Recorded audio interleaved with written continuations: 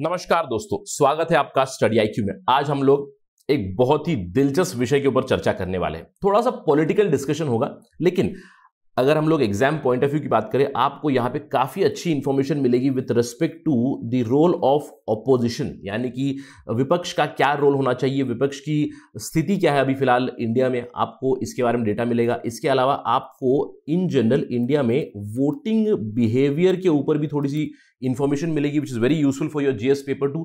But this discussion is very important from political science perspective. यहां पे हम लोग specially voting behaviour, what are the issues on which people do vote, इसके ऊपर भी हम लोग थोड़ा बात करने वाले हैं in the second part of our discussion. आप यहां पे खबर देख सकते हो हिंदुस्तान टाइम्स की, prime minister Modi's approval rating at 66% is way ahead of US president Biden and Germany's chancellor Angela Merkel. तो हम लोग यहां पे दो भागों में डिस्कशन करने वाले। पहले भाग में तो हम लोग फैक्चुअल इंफॉर्मेशन देखेंगे यहां पे with respect to the approval rating of leaders, जिसमें यह पता चला है कि भारत के जो प्रधानमंत्री हैं नरेंद्र मोदी, उनकी अप्रूवल रेटिंग यानी कि उनकी पॉपुलैरिटी अभी भी काफी ज्यादा है इन terms of all the world leaders. हम लोग एक सर्वे के बारे में बात करेंगे जहां से थोड़ा सा नंबर्स जानेंगे और देखेंगे कि प्राइम मिनिस्टर नरेंद्र मोदी की अप्रूवल रेटिंग अभी भी काफी ज्यादा है। अब इससे हम लोग एक दूसरे भाग में चले जाएंगे। Second part of discussion is connected to this, why the second wave of कोविड-19 it may not hurt NDA, that is prime minister Narendra Modi politically. तो यहां पे हम लोग एक व्यापक विश्लेषण करेंगे कि क्यों सेकेंड वेव में, जहां पे काफी भीषण वेव थी, काफी ज्यादा केसेस आए हैं, इंडियन हेल्थ केयर इंफ्रास्ट्रक्चर के ऊपर काफी ज्यादा प्रेशर हुआ था, shortage of oxygen, shortage of medicine, shortage of vaccine, इन सब के ऊपर काफी चर्चा चल रही थी और काफी ज्यादा आलोचना हुई है वेस्टर्न मीडिया में भी। इन सब चीजों के बावजूद हम लोग एक डिस्कशन करेंगे कि why it may not hurt the ruling party politically, right. तो थोड़ा सा क्रिटिकल डिस्कशन होगा। अब इसके बारे में हम लोग पहले भी डिस्कस कर चुके हैं। इसमें एक फैक्टर तो हमें पता ही है, वीक ऑपोजिशन और ऑपोजिशन इन डिसअरे, राइट। ये तो हम लोग ऑलरेडी एस्टैब्लिश कर चुके हैं पहले भी, लेकिन यहां पे कुछ काफी इंटरेस्टिंग इंफॉर्मेशन जानेंगे और थोड़ा सा स्पेक्युलेटिव डिस्कशन जरूर रहेगा with respect to the agenda of elections और agenda of politics in India. तो चलिए डिस्कशन शुरू करते हैं। Stay tuned with me to get all this information. मैं हूं आपका दोस्त राहुल सायंकर। अगर आप मुझे फॉलो करना चाहते हो, you can follow me on the ID @RahulSai222। इसके अलावा अगर आप यूपीएससी सिविल सर्विसेज एग्जामिनेशन की तैयारी कर रहे हैं, जो आपको एलिट आईएएस और आईपीएस में भर्ती दिलाता है, तो आप जा सकते हैं studyIQ.com पे। हमारा स्मार्ट कोर्स चल रहा है। It's a comprehensive course for prelims, mains, current affairs, essay writing, a lot of content is there. Just visit the details here to get the information and avail the services. चलिए पहले खबर जानते हैं। देखिए पहला भाग ये है कि 2021 में Indian prime minister Narendra Modi, his approval ratings they stand at 66%, यानी कि अगर हम लोग 100 लोगों की एक सर्वे करें, उसमें से 66 लोग अप्रूव करेंगे नरेंद्र मोदी की पॉलिसीज को, उनकी पॉलिटिक्स को, right, in India. So he is very much approved as a leader in India. Now he continues to be ahead of global heads, यानी कि एक अमेरिकन डेटा इंटेलिजेंस फर्म है, उसके तहत 13 लीडर्स की वो कंपैरिजन करते हैं। 13 लीडर्स में जहां पर डेमोक्रेसी है उनको कंपेयर करते हैं और उनमें से most popular leader even right now is prime minister Narendra Modi. तो चलिए नंबर्स जानते हैं, लेकिन उस नंबर से पहले इस अमेरिकन डेटा इंटेलिजेंस फर्म के बारे में जानते हैं और सर्वे के बारे में जानते हैं, क्योंकि कंप्लीट इंफॉर्मेशन होना बहुत जरूरी है। देखिए ये सर्वे की है मॉर्निंग कंसल्ट, एक अमेरिकन डेटा इंटेलिजेंस फर्म है जो क्या करती है, 13 देशों के जो लीडर्स है, इलेक्टेड लीडर्स है, उनकी अप्रूवल रेटिंग्स को, उनकी पॉपुलैरिटी को कंटिन्यूअसली ट्रैक करती है। अब कैसे ट्रैक करती है? उनका एक डेटा कलेक्शन यूनिट है, political intelligence unit. It's basically proprietary platform जहां पे वो पॉलिटिकल इलेक्शन और पोलिंग डेटा की रियल टाइम इंफॉर्मेशन प्रोवाइड करते हैं। 7 डे मूविंग एवरेज वो लोग प्रोवाइड करते हैं। अब चलिए इस सर्वे के बारे में बात करते हैं। इस सर्वे में क्या किया है? ग्लोबल सर्वे डेटा है, यहां पे 7 डे मूविंग एवरेज देखा जाता है of all adults who are involved in this survey for a particular country. अब इंडिया है तो इंडिया से लोग क्वेश्चनियर का आंसर करेंगे कंटिन्यूअसली और उस 7 डे मूविंग एवरेज को कंटिन्यूअसली अपडेट किया जाएगा, जिसके तहत एक अप्रूवल रेटिंग ग्राफ बनाया जाएगा, जो मैं आपको थोड़ी देर में बताऊंगा। ऑल्दो ये कहता है कि इनका error margin ±1 to 3%, which is very fine. अब ये सर्वे कैसे करते हैं? इंटरव्यू किया जाता है continuously, interviews are conducted online.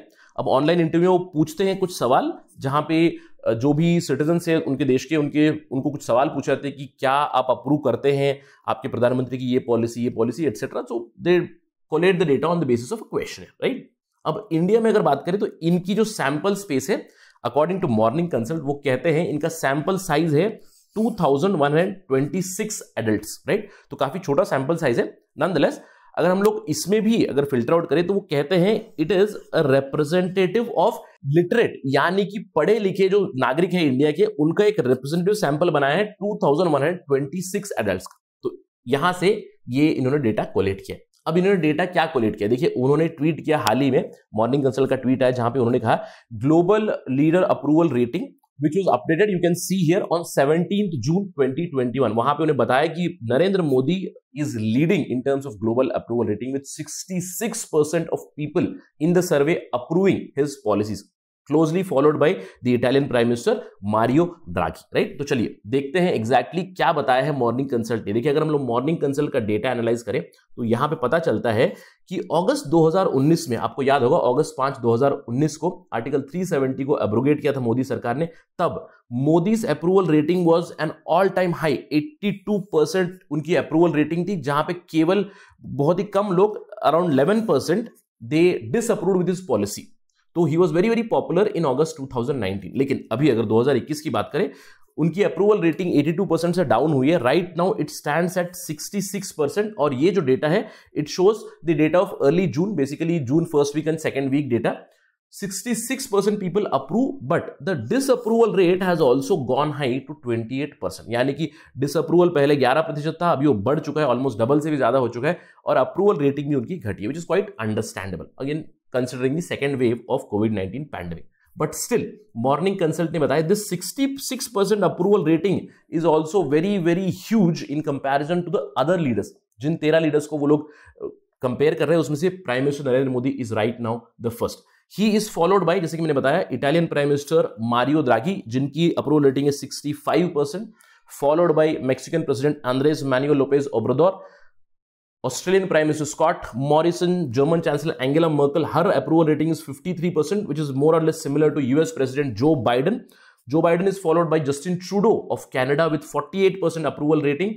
Next Boris Johnson है, बोरिस जॉनसन को फॉलो कर रहे हैं Moon Jae of South Korea. अब यहां पे आप देखिएगा कि इनकी अप्रूवल रेटिंग 50% से नीचे जा चुकी है, यानी कि इनकी पॉलिसीज को ज्यादा लोग डिसअप्रूव करते हैं, यानी कि मेजॉरिटी पीपल डिसअप्रूव। अब यहां पे आप देख सकते हो Spanish prime minister Pedro Sanchez only 36% approval rate, Jair Bolsonaro 35%, French president Emmanuel Macron only 35%, Japanese prime minister Yoshihide Suga 29%, यानी कि इनकी अप्रूवल रेटिंग कम है, डिसअप्रूवल रेट बहुत ज्यादा है।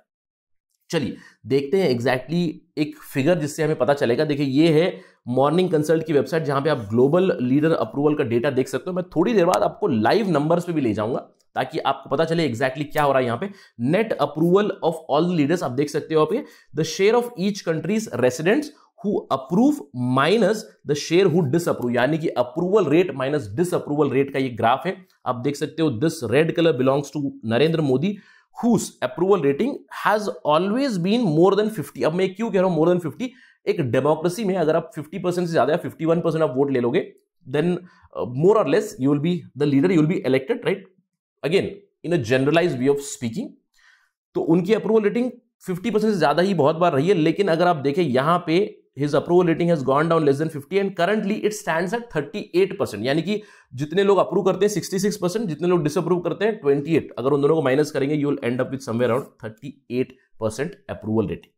So still a very very high number when you compare these numbers to other leaders। अगर आप दूसरे लीडर्स की फिगर देखोगे तो वो काफी डाउन है। यहाँ पे बहुत से लीडर्स तो आपको नेगेटिव जोन में मिलेंगे, जैसे कि जापानीज प्राइम मिनिस्टर है, फ्रेंच प्रेसिडेंट है, they are all in the negative zone, right. तो चलिए चलते हैं मॉर्निंग कंसल्ट की वेबसाइट पे डायरेक्टली, जहां पे हम लोग उनका डेटा देखेंगे और लाइव नंबर्स देखते हैं with respect to our leader prime minister Narendra Modi. देखिए ये है डायरेक्टली वेबसाइट मॉर्निंग कंसल्ट की। आप यहाँ पे देख सकते हो कि ग्लोबल अप्रूवल रेटिंग ट्रैकर है। This is wherever my cursor is moving, just follow it. Updated on 17 जून 2021। अगर आप यहाँ पे अप्रूवल रेटिंग देखोगे, this is the net approval rating. Again आप मोदी का approval rating is this, you can सी। मैंने आपको ये ग्राफ ऑलरेडी दिखा दिया है, लेकिन हम लोग चलते हैं इंडिविजुअली देखते हैं what is happening with leader. You can jump here to each leader's approval. आप डायरेक्टली मॉर्निंग कंसल्ट पे जा सकते हैं, वहां पे ऑलरेडी रेटिंग पड़ी हुई है। Let's go to Modi and let's finally see the numbers. अगर आप मोदी का रेटिंग देखोगे यहाँ पे, see Modi's approval rating it was 82% on 6 August 2019, but slowly and steadily if you look at the numbers यहाँ पे दे आर स्टिल हाई। अब ये क्यों था? बिकॉज ऑफ द लॉकडाउन, यानी कि लॉकडाउन की वजह से many people approved Modi's lockdown policies initially. You can see here in the March April month it was very high around 80, 82, 83% again. But if you look at this particular number here, right from I would say February 2021, slowly and steadily approval ratings have been going down. Again, this is because of the second wave, but धीरे से आप इस reason पे अगर focus करोगे, they went down to 63, but they are again going up in the first few weeks of June, which is very, very important data. That means Modi's popularity is still very high in comparison to other world leaders. यानी कि Modi is right now the tall leader in the world with a very, very high approval rating. Although disapproval rating भी बढ़ रही है, लेकिन आप disapproval rate भी देखिए. यहां पे disapproval rate which was very high, almost 30% के ऊपर जा चुका था, लेकिन वो धीरे धीरे से भी कम हो रहा है, probably because of subsiding of the second wave. Right, if you want to follow it, you can follow it directly on morning consult यहां पे. So you can see how the popularity of each leader is moving. आप ये देख सकते हो. चलिए अब वापस चलते हैं डिस्कशन पे और बात करते हैं हमारे सेकंड पार्ट की. सेकंड पार्ट ऑफ डिस्कशन में हम लोग बात करने वाले थे why the second wave may not hurt Narendra Modi politically. अब तक मुझे लगता है आपको एक जवाब तो मिल गया है. इनफैक्ट मैं कह सकता हूं 2 जवाब मिल चुके हैं. क्यों? क्योंकि हम लोगों ने पहले भी बात किया था कि why it may not hurt politically, because of the opposition. देखिए 3 टोटल फैक्टर्स है. एक फैक्टर तो आपको पता चल रहा है, मोदी वेव इन इंडिया. अब आप आर्ग्यू कर सकते हो कि probably there is no Modi wave in India right now, but still the approval rating is very, very high, right? So Modi and Modi's personality cult, it is very, very popular among people even now. There is no alternative to the image of Prime Minister Narendra Modi right now. Alright? So एक तो factor जरूर है. अब हम लोग अगर बात करेंगे 2024 की, क्योंकि हम लोग बात करें कि why it may not cause politically, अब इलेक्शन होने वाला है 2024 में, तो till that time if the Modi wave continues then he will garner more and more votes, right? This is one of the factors. यानी कि leadership personality is there, he will garner his votes. अब इसके साथ जुड़ा हुआ है factor why it may not cause politically, because there is fragmented and weak opposition in India. इसके ऊपर हम लोग बहुत बात कर चुके हैं, राइट? पहले भी चर्चा हो चुकी है. with respect to Congress, probably right now it is at the weakest. अगर हम लोग दूसरे ऑपोजिशन की बात करें, it is very very fragmented, they are not able to form a third front. हम लोग ये सब बातें कर चुके हैं. यानी कि first, popularity of Modi, it is slowly and steadily increasing again. And another factor is weak opposition India. अब इन दोनों फैक्टर्स की वजह से ज्यादा पॉलिटिकल कॉस्ट पे नहीं करना पड़ेगा शायद एनडीए एंड बीजेपी को. लेकिन इंडिया में एक तीसरा फैक्टर भी है with respect to political immaturity. Again this is with respect to speculative discussion. अब स्पेक्युलेटिव डिस्कशन क्यों? क्योंकि अगर हम लोग बात करें इलेक्शन की, 2024 में इलेक्शन आने वाला है. अब 2024 का साल तो मैं पकड़ूंगा नहीं, क्योंकि देखिए मार्च अप्रैल में इलेक्शन होगा, मई में रिजल्ट आ जाएगा 2024 में. तो let's cut out 2024. So we are left out with about 2.5 years. यानी कि अगले 2.5 साल में क्या रहेगी सरकार की पॉलिसीज. तो पॉलिटिकल कॉस्ट क्यों नहीं पे कर पाएंगे? क्योंकि इंडिया में मुद्दे क्या होते हैं, जो मूल मुद्दे होते हैं हमारे पॉलिटिक्स के, राजतंत्र के, क्या है वो? अगर हिंदुत्व के ऊपर रिलाई करेंगे फिर से, then again BJP and NDA may not pay very huge cost, because yes it is their ideology which is fair enough, right? अगर हम लोग बात करें in terms of agenda as Hindutva, then BJP can again crop up the issue of Hindutva, and if voters again go behind Hindutva, then BJP and Prime Minister Narendra Modi will come back again. लेकिन एक दूसरा मुद्दा जरूर है. In India, will Hindutva prevail in 2024 or will economy prevail in 2024? ये एक बहुत बड़ा सवाल है, राइट? अब देखिए इकोनॉमिक मुद्दे पे हम लोग बात करेंगे, यानी कि हम लोग इकोनॉमिक स्लोडाउन के बारे में, जीडीपी नंबर्स के बारे में अगर हम बात करें, क्या ये मुद्दा बनेगा इलेक्शन में? अगर मुद्दा बना, चलिए अज्यूम करते हैं, let us assume the best कि people are politically mature, they do not focus more on the religion based politics और the caste based politics, they talk about the developmental politics, economic development के ऊपर. अब देखिए opposition is already fragmented. अब सवाल ये उठता है, अगर इकोनॉमी मुद्दा भी बन गया तो क्या विकल्प रह जाएगा ऑपोजिशन के पास? What will be the promises made by opposition if they make huge promise? देखिए अगर हम लोग आज बात करें, काफी महंगाई की बातें हो रही है, there is a talk of inflation, there is a talk of petrol diesel prices going more than 100, right? So economic issues are there, but what promises और what will be the manifesto of opposition? क्या वो बड़ी बड़ी promises कर पाएंगे इन terms of economy? तो हम लोग ये अज्यूम कर सकते हैं कि अगर इकोनॉमी मुद्दा बन भी गया, तब भी जो ऑपोजिशन है, they can not promise big changes in terms of economy, because after 2024 also recovery will be very very slow. So, Hindutva may be an agenda, economy may be an agenda, but a much better agenda for all of us in terms of political development would be the state of health care in India. तो सबसे बड़ा सवाल हमारे सामने ये रह जाएगा कि 2024 में मुद्दे क्या रहेंगे, right? What would be the agenda on which the election would be fought in 2024? अगर इकोनॉमी वाला मुद्दा रहा, then huge promises cannot be made. See, even if the BJP or NDA makes huge promises, they may not fulfill. Even if opposition makes big promises, they may not fulfill. But if the election is fought on one particular issue, the state of health, which does make sense अभी फिलहाल, right? क्योंकि कोविड-19 की pandemic से जो India का health infrastructure है उसके ऊपर काफी ज्यादा सवाल उठाए गए हैं। और अगर मैं आपको इसके ऊपर भी एक विश्लेषण करके बता दूं क्यों इतने ज्यादा सवाल उठे, why so many questions in Indian media, particularly why so many questions in western media. देखिए, ये इलेक्शन का मुद्दा क्यों बन सकता है, why it may become one of the huge issues in the upcoming elections. Let's talk about Indian health infrastructure. देखिए, अगर इंडियन हेल्थ इंफ्रास्ट्रक्चर की बात करें, ये कोई नई बात नहीं थी। 1947 से लेकर ही इंडिया में health infrastructure has been very very weak in terms of spending, in terms of quality.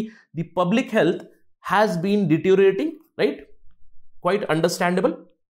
लेकिन अगर हम लोग बात करें इन टर्म्स ऑफ प्राइवेट, तो इंडिया में health care has been privatised to large extent. तो अगर हम लोग इंडिया की बात करें, हम लोग कहते हैं कि इंडिया में दो इंडियाज हैं। एक इंडिया है पुअर इंडिया, एक इंडिया है rich India. Now poor India has been adjusting with this weak healthcare infrastructure for a very very long time. But what is happening with the rich India? Rich India, if something happens to them, they go to private hospitals. तो इसीलिए ज्यादा सवाल नहीं उठते थे with respect to health care infrastructure. लेकिन अगर हम लोग देखिए कोविड का मामला देखें, कोविड-19 का मुद्दा देखें, कोविड-19 has hit the elites also. यानी कि देखिए, गरीबों के साथ तो ऑलरेडी ये समस्या थी ही कि हेल्थ केयर इंफ्रास्ट्रक्चर की प्रॉब्लम चल रही थी, लेकिन इस बार इंडियन एलिट्स के साथ भी ये हुआ है कि अगर वो प्राइवेट हॉस्पिटल में भी जाएंगे, वहां पे भी विद रिस्पेक्ट टू कोविड-19 they don't have any respite, and that is why there is a lot of hue and cry about the healthcare infrastructure in India. And I wish that in 2024 the election should be fought on healthcare infrastructure. Let me know your thoughts, क्योंकि अगर इस पे लड़ा जाएगा then it would be a much mature politics in India. With that, let me end my discussion. Thank you for watching. Jai Hind.